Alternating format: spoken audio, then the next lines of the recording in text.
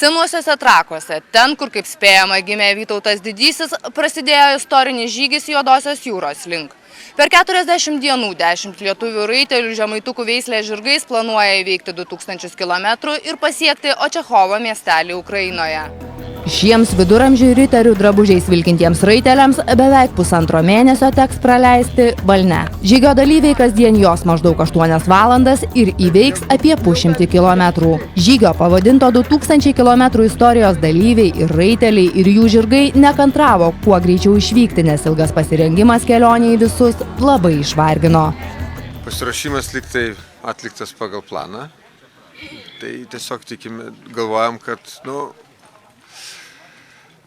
sveikata bus svarbiausia. Be abejo, yra techninių niuansų, kurių mes tikimės, kad juos įspręsime. Tai yra sienos, veterinarinės problemos, bet šiaip mes esame pasiruošę ir tikimės pasiekti tikslą.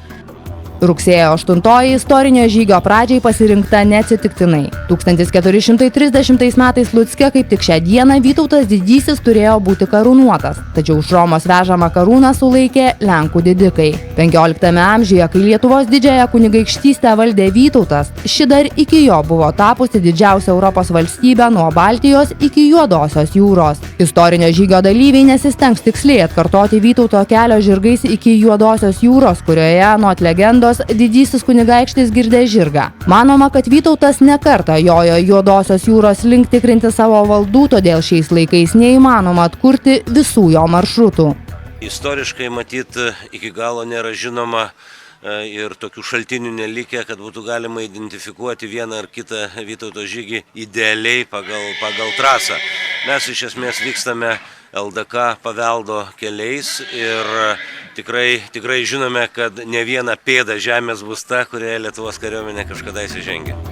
Sunkią kelionę, kurioje reikės ne tik fizinės, bet ir psichologinės ištvermės, pasiryžo atlaikyti ir dvi moterys. Viena jų, Skirmantė Naglytė, apie panašų žygį svajojo jau vaikystėje. Būdama 14, Skirmantė ketino nujoti iki Kaukazo kalnų, bet tąsyk ją sustabdė motina. Šįsyk Vilnietės nesulaikė nei artimieji, nei kelionėje laukiantys sunkumai.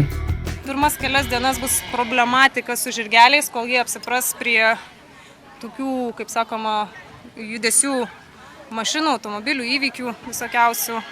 O toliau, Toliau gali prasidėti jau po kokios 2-3 savaitės galbūt tas kelionės sindromas, kai žmonės yra labai pavargę ir karts vienas ant kito piktą žodį gali pasakyti. Bet šiaip tai aš manau, kad viskas šaunu bus. Pirmąją žygio dieną raiteliai įveikė apie 50 km ir nakvoti liko sodyboje netoli Vilniaus. Ketvirtadienį žygeiviai pasieks Baltarusijos pasienį Norviliškės, o ten baigė derinti paskutinės kelionės detalės, su Lietuva atsisveikins šeštadienį. Reporterė Eglė Šilinskaitė, Senieji Trakai.